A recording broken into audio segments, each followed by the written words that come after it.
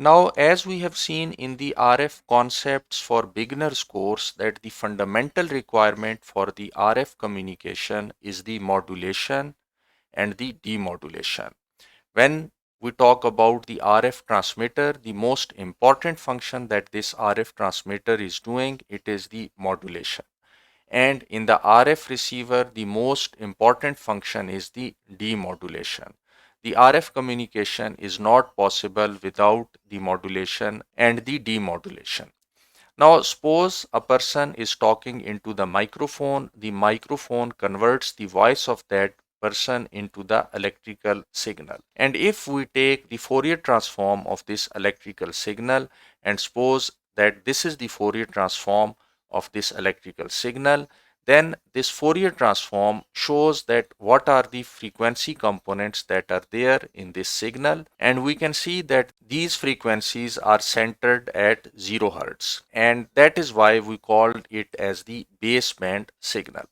Now, when this signal is given to the RF transmitter, the RF transmitter changes the center frequency of this signal from the 0 Hz to the omega c. The omega c is also known as the carrier frequency.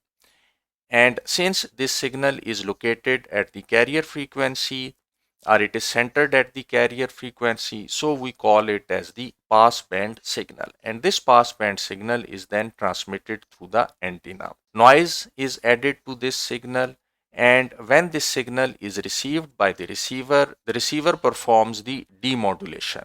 The demodulation is the inverse procedure of the modulation. That means that this modulated signal is again shifted back to the 0 Hz center frequency.